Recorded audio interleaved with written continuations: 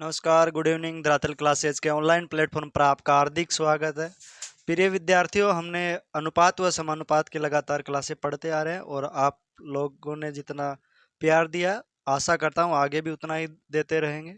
जो विद्यार्थी इस चैनल पर नए जुड़े हैं वो चैनल को लाइक करें, सब्सक्राइब कर लें, साथ ही बेल आइकन को दबा लें ताकि वीडियो की नोटिफिकेशन आपको प्रॉपर मिलती रहे।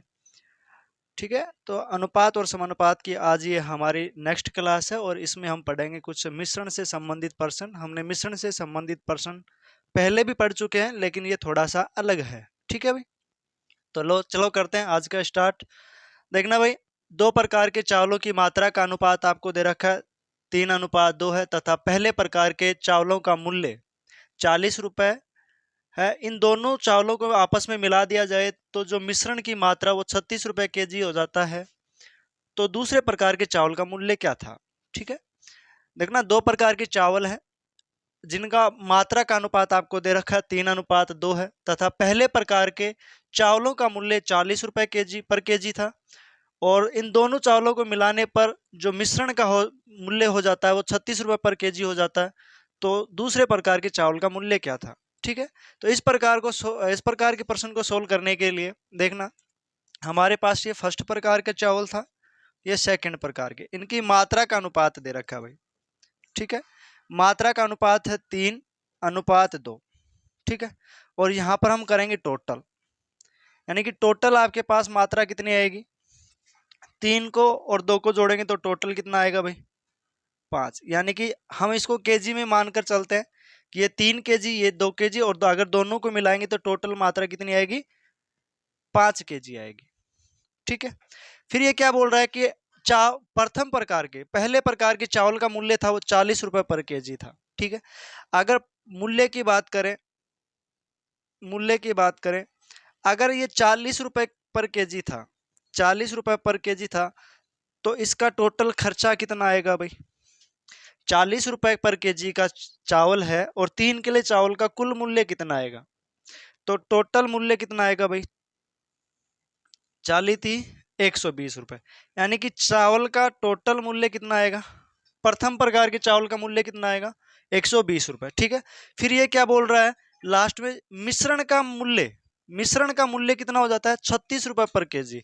तो टोटल मिश्रण कितना है? 5 केजी और 36 रुपए पर केजी है, तो इसका टोटल खर्च कितना आएगा? टोटल मूल्य कितना आएगा?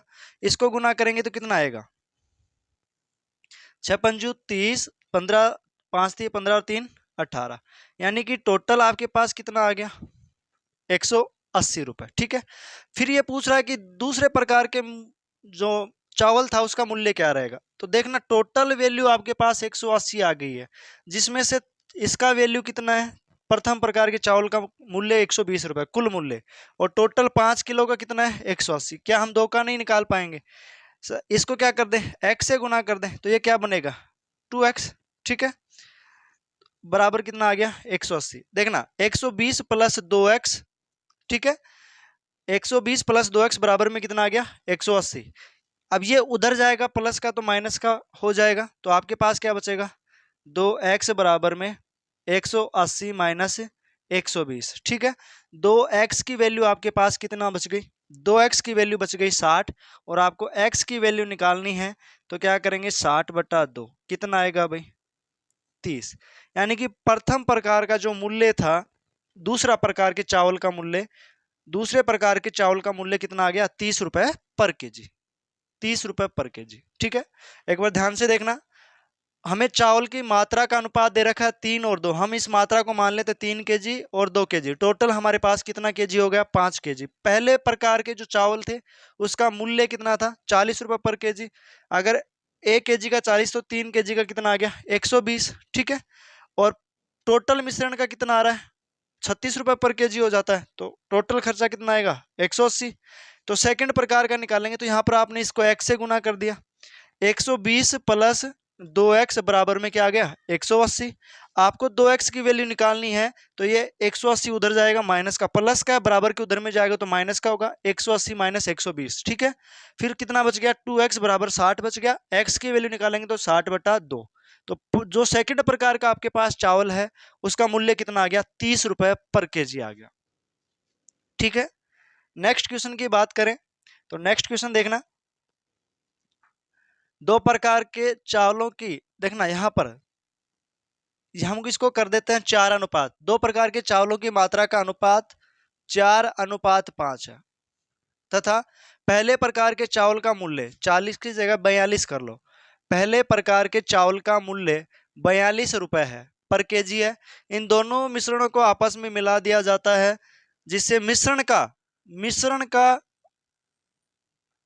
मूल्य है वो 32 रुपए पर केजी हो जाता है। मिश्रण का मूल्य है वो 32 रुपए पर केजी हो जाता है। तो दूसरे प्रकार के चावल का अनुपात मूल्य क्या होगा? ठीक है, इस क्वेश्चन को मैंने चेंज कर दिया थोड़ा सा। अब ये सेकंड क्वेश्चन है हमारा, देखना भाई, इसको भी इसी प्रकार से करेंगे।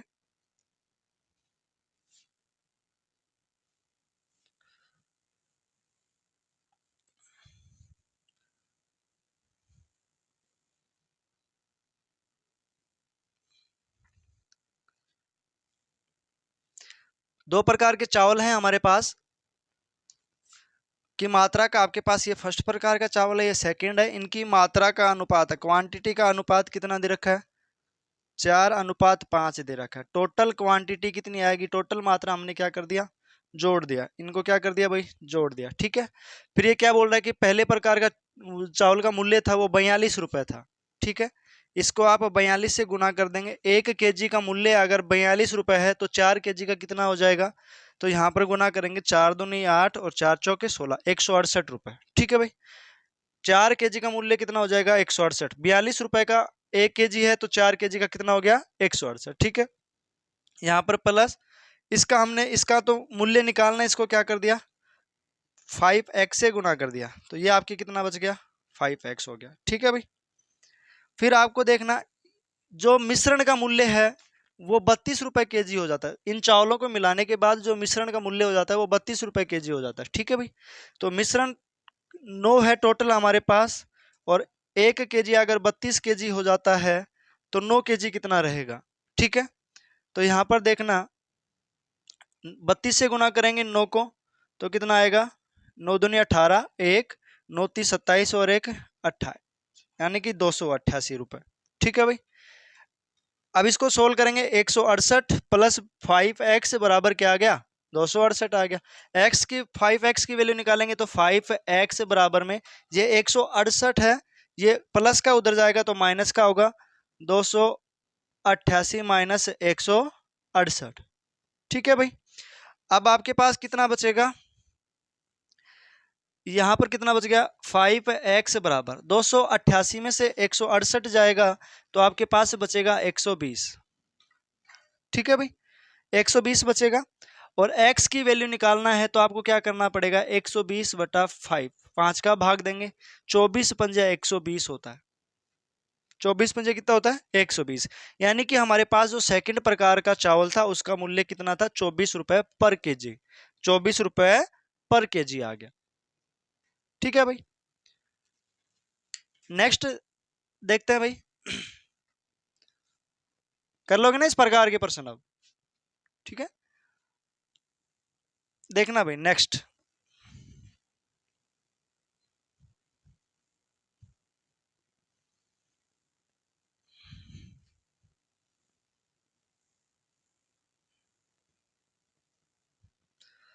देखना बेटा, प्यार प्रेम एक धोखा है, तैयारी कर लो अभी तो मौका है। ठीक है, ये लास्ट मौका है आपके पास, जाती सरकार है, कुछ देके जाएगी।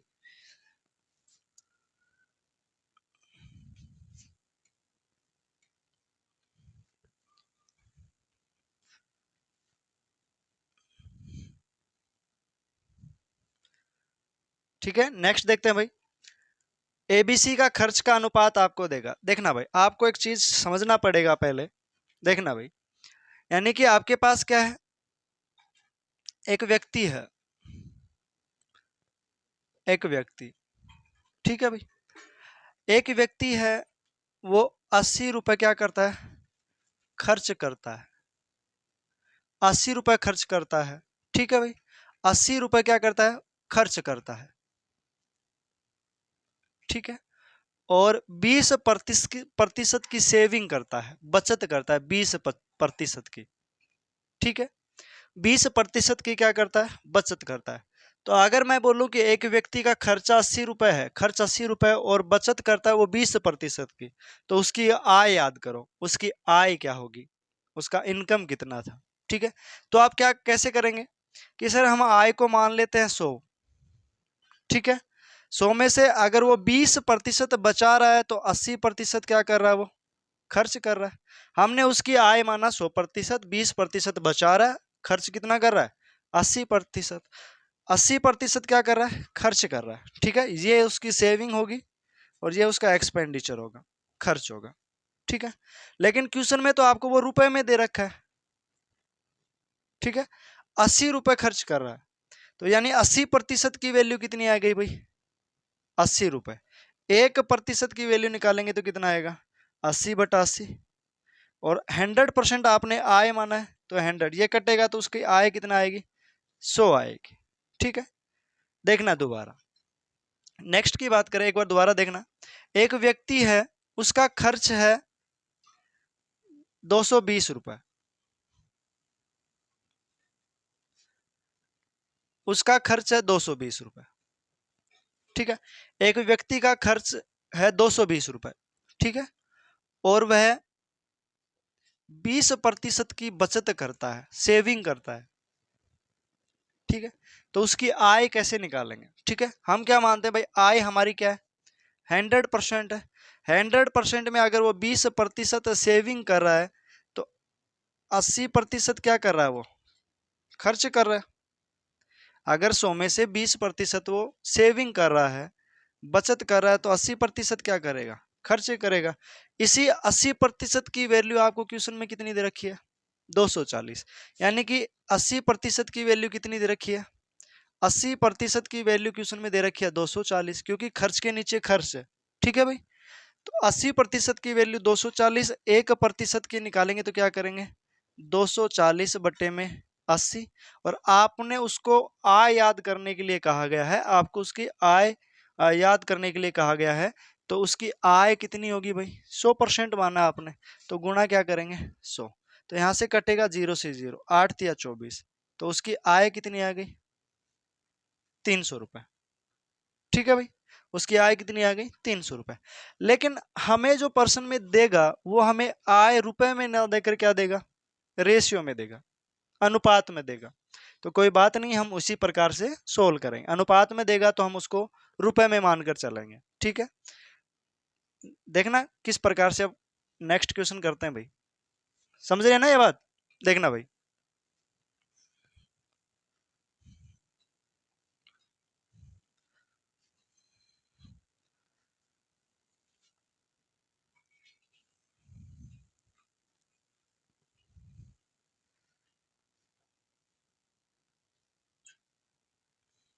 देखना, ए बी व सी का खर्च का अनुपात, देखना भाई, ए बी व सी का खर्च का अनुपात, ए बी व सी का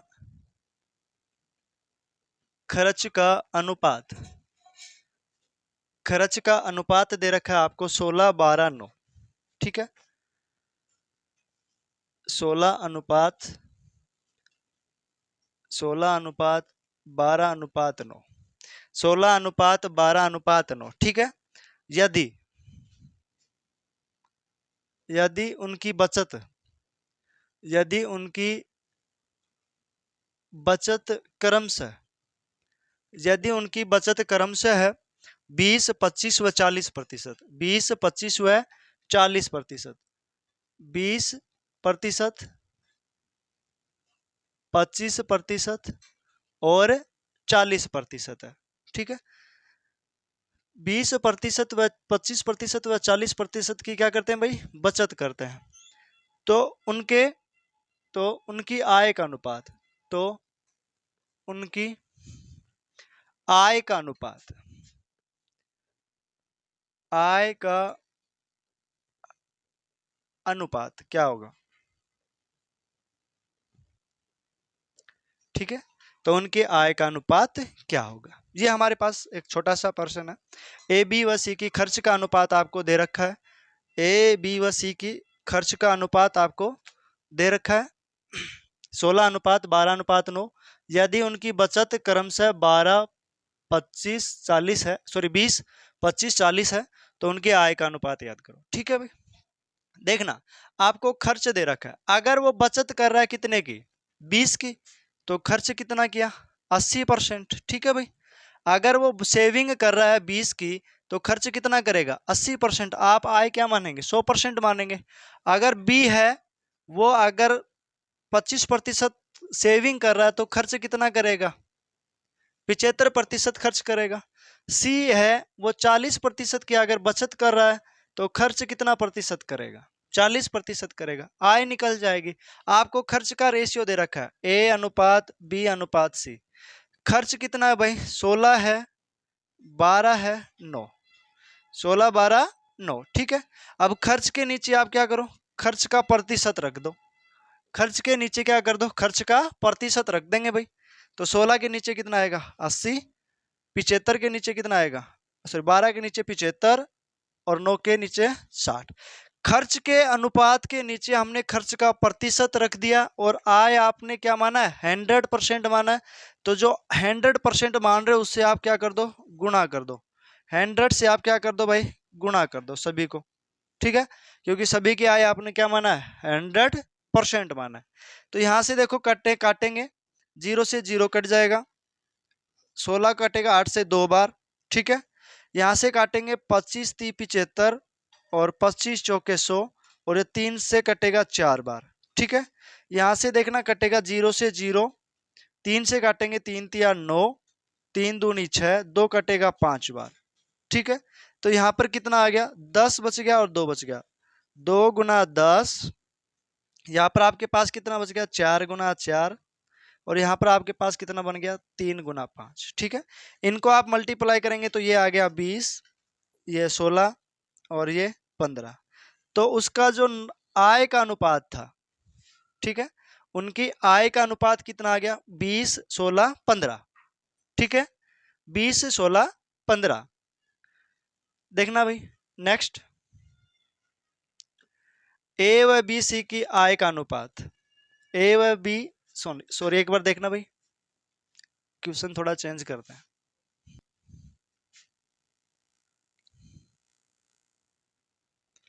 ठीक है भाई, देखना नेक्स्ट क्वेश्चन। एबीसी के खर्च का अनुपात आपको दे रखा है 2:3:4 है, और वे अपनी आय का 60%, 40%, 20% की बचत करते हैं। यदि कुल मिलाकर तीनों की आय 12,000 रुपए है, तो एक की आय याद कीजिए। ठीक है भाई, देखना आपको जो मेन काम करना है वो यहाँ से करना है। अगर हमें खर्च का रेशियो दे रखा है, तो हम खर्च का, उनके खर्च का अनुपात प्रतिशत निकालेंगे। ठीक है भाई, आपको जो रेशियो दे रखा है, अनुपात दे रखा है, वो किसका दे रखा है, खर्च का दे रखा है। ठीक है भाई, किसका रेशियो दे रखा है, खर्च का। तो A/B/C का खर्च का रेशियो दे रखा है, कितना दे रखा है, 2:3:4। ठीक है, अब देखो अगर वो बचत कर रहे हैं 60% की, ए अगर 60% की बचत करता है, तो वो खर्च कितने का करेगा, 40%। ठीक है, अगर बी आपके पास 40% की बचत कर रहा है, तो खर्च कितना करेगा, 60%। ठीक है, अगर आप इनकी इनकम को 100% मानते हैं, तो अगर बचत कर रहा है 60% की, तो खर्च करेगा 40। अगर 40 की बचत कर रहा है, तो खर्च करेगा 60%। ठीक है, और सी आपके पास अगर 20% की बचत कर रहा है, तो खर्च करेगा कितना प्रतिशत, 80%। ठीक है, खर्च का जो रेशियो हमारे पास, एक्सपेंडिचर का जो रेशियो है, उसके नीचे ये परसेंटेज रख देंगे, गुणा में आय निकालेंगे 100% से। ठीक है भाई, तो हमारे पास उनकी आय का रेशियो आएगा, क्या आएगा, आय का अनुपात आएगा। देखना भाई, ए ए का खर्च कितना है, 80, सॉरी 2 है, तो ए का खर्च कितना है, देखो 60 अगर बचत कर रहा है, तो खर्च कितना करेगा, 40, और आय निकालेंगे तो गुणा में 100। बी का देखना, बी का जो खर्च का रेशियो वो कितना है, 3, और प्रतिशत में कितना खर्च कर रहा है, 60%, और आय निकालेंगे तो गुणा में क्या करेंगे, 100। सी का देखना भाई, सी का जो खर्च का रेशियो है वो कितना है, 40 है, सॉरी 4 है, और यहाँ पर 80% क्या है, खर्च आ रहा है, 20% सेविंग है, 80% खर्च है, तो इनकम निकालेंगे तो किससे गुना कर देंगे, 100 से गुना कर देंगे। ठीक है, अब देखना ये कट जाएगा, ये से कटेगा 2 से 2, 4 कटेगा 2 बार 2 से, और यहाँ पर कटेगा कितना आ गया 5। ठीक है, यहाँ पर सॉल्यूशन करेंगे तो ये कटेगा 0 से 0, 3 दूनी 6, ये कटेगा कितनी बार 5 बार, तो बी का भी आ गया 5। और ये कटेगा 0 से 0, 4 से कटेगा 2 बार, फिर कटेगा ये 5 बार, ये आ गया 5। यानी कि जो इनका रेशियो आएगा वो आएगा 1 अनुपात, क्योंकि रेशियो कॉमन नंबर कट जाएगा, 1 अनुपात 1। इनका जो आय का रेशियो आएगा वो आएगा 1 अनुपात 1। ठीक है भाई, 1 अनुपात 1 अनुपात 1 आएगा। इनकम का जो रेशियो आ गया वो 1 अनुपात 1 अनुपात 1 आ गया। ठीक है, टोटल इनकम इनकी कितनी है भाई 3, रेशियो में कितनी है जोड़ेंगे तो 1 2 और 3। और क्वेश्चन में आपको इनकी कुल इनकम कितनी दे रखी है 12,000, यानी 3 की वैल्यू आपको कितना दे दिया भाई 12,000। 3 की वैल्यू आपको कितना दे दिया 12,000। ठीक है, 1 की वैल्यू अगर आप निकालेंगे तो क्या करेंगे 12,000 बटे में 3। ठीक है, 1 की वैल्यू निकाला तो कितना आएगा 4,000। ठीक है, यानी कि प्रत्येक की जो आय थी वो 4,000 रुपए थी। ठीक है, प्रत्येक की आय कितनी थी भाई 4,000 रुपए थी। प्रत्येक की आय कितनी आ गई आपके पास 4,000 रुपए। ठीक है, नेक्स्ट देखना भाई, एक व्यक्ति है जो अपने खाने पर, एक व्यक्ति के द्वारा अपने खाने पर, किराए पर व अन्य पर किए गए खर्च का अनुपात देखना भाई। नेक्स्ट की बात करें, नेक्स्ट देखना,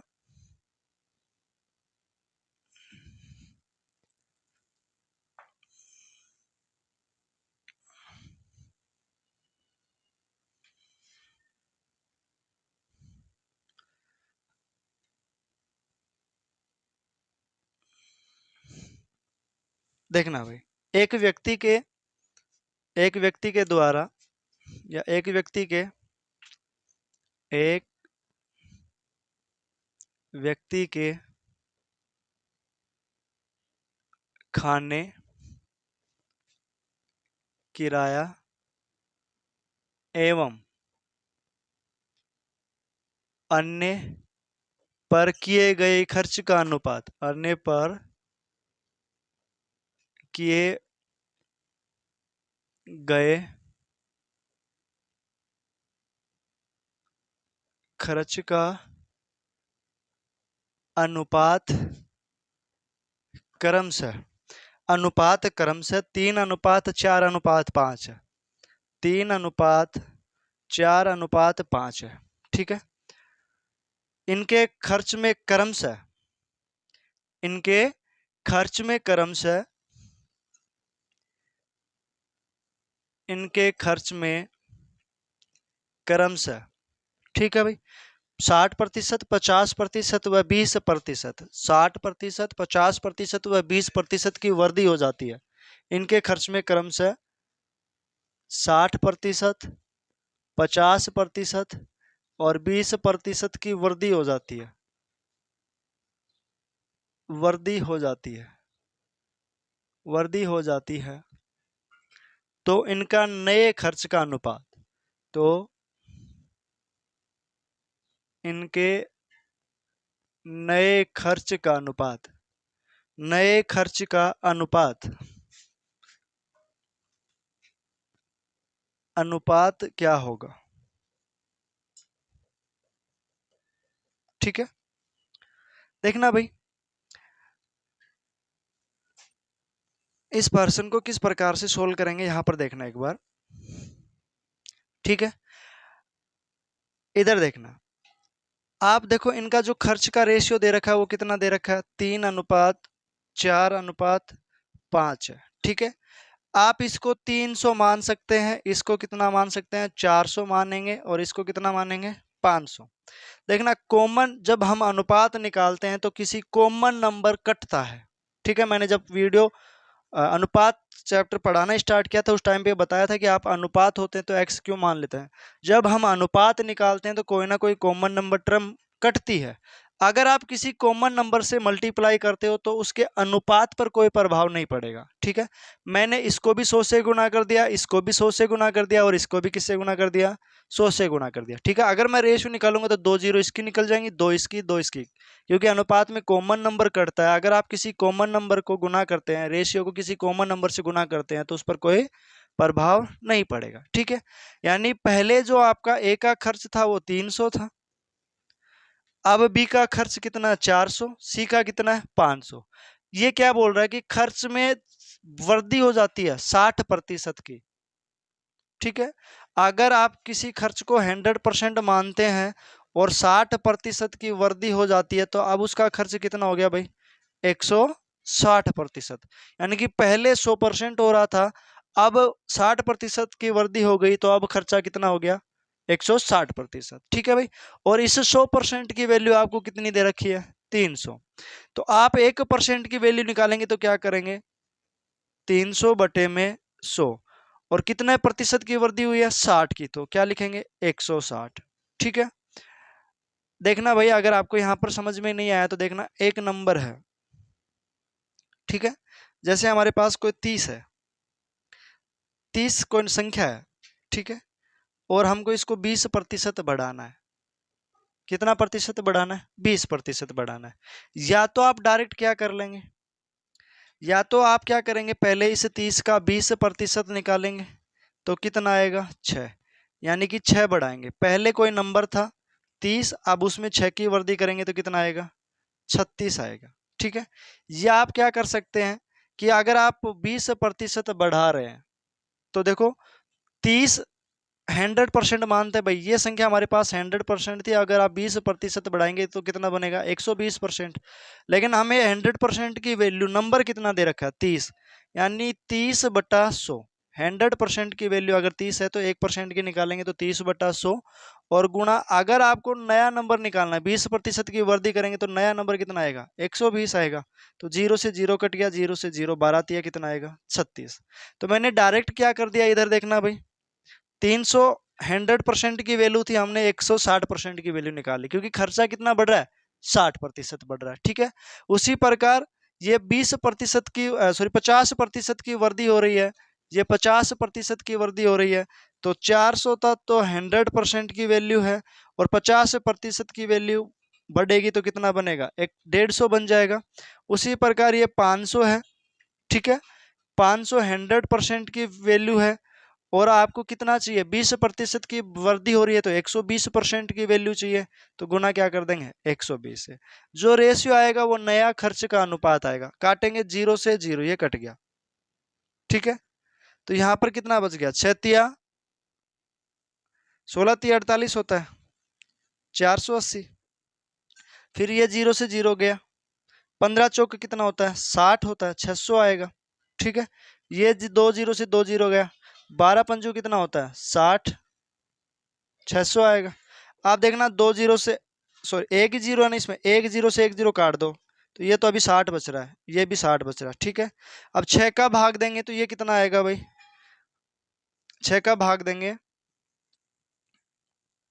6 8 48, 6 का भाग देंगे 10, फिर 6 का भाग देंगे 10, फिर इसमें देंगे कितने का, 4 का, 4 2 का देंगे तो ये कितना आएगा, 4, ये कितना आएगा, 5, ये कितना आएगा, 5।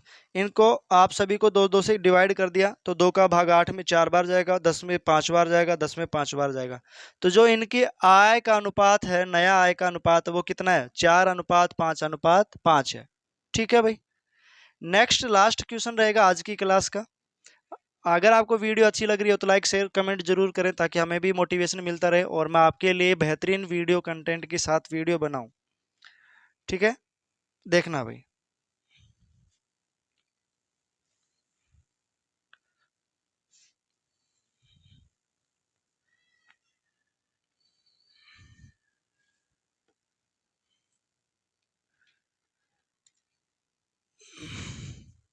देखना, एक व्यक्ति है हमारे पास जिसके खर्च का अनुपात, ठीक है, देखना, एक व्यक्ति है, एक व्यक्ति जिसका भोजन, मनोरंजन, भोजन, मनोरंजन एवं शिक्षा, एवं शिक्षा पर किए गए खर्च का अनुपात, किए गए खर्च का अनुपात क्रमशः 4:5:6 क्रमशः 4:5:6 है। ठीक है। यदि भोजन पर किए गए खर्च में 10% की कमी, यदि भोजन पर किए गए खर्च में 10% की कमी, ठीक है, यदि भोजन पर किए गए खर्च में 10% की कमी और किराए पर की सॉरी मनोरंजन पर किए गए खर्च में 20% की वृद्धि। ठीक है। भोजन पर किए गए खर्च में 10% की कमी, 10% की कमी व मनोरंजन पर किए गए खर्च में, मनोरंजन पर किए गए खर्च में, किए गए खर्च में 20% की वृद्धि, 20% की वृद्धि एवं और शिक्षा पर किए गए खर्च में, और शिक्षा पर किए गए खर्च में 40% की कमी, और शिक्षा पर किए गए खर्च में 40% की कमी हो जाती है, कमी हो जाती है तो नए खर्च का अनुपात, तो नए खर्च का अनुपात क्या होगा। ठीक है भाई। एक व्यक्ति है जो मनोरंजन, भोजन और शिक्षा पर खर्च करता है और उनका खर्च का अनुपात है 4:5:6 है। भोजन पर किए गए खर्च में 10% की कमी व मनोरंजन पर किए गए खर्च में 20% की वृद्धि और शिक्षा पर किए गए खर्च में 40% की कमी हो जाती है तो नए खर्च का अनुपात क्या है। ठीक है। ये भी मनोरंजन पे एक खर्च बढ़ा रहा है, शिक्षा पे देखो कितना प्रतिशत कम कर रहा है। ठीक है। शिक्षा किसी को चाहिए ही नहीं। तो देखना भाई, यहाँ पर आपके पास क्या है, भोजन है, फूड है। ठीक है। ये आपके पास है मनोरंजन। ठीक है। और ये आपके पास क्या है, शिक्षा है। ठीक है। इन पर किए गए खर्च का अनुपात, ये 4 है, ये 5 है और ये 6। इसको आप 400 मान लेंगे, 500 मान लेंगे, किसी भी अनुपात को कॉमन नंबर से मल्टीप्लाई करने पर अनुपात पर कोई प्रभाव नहीं पड़ेगा। ठीक है।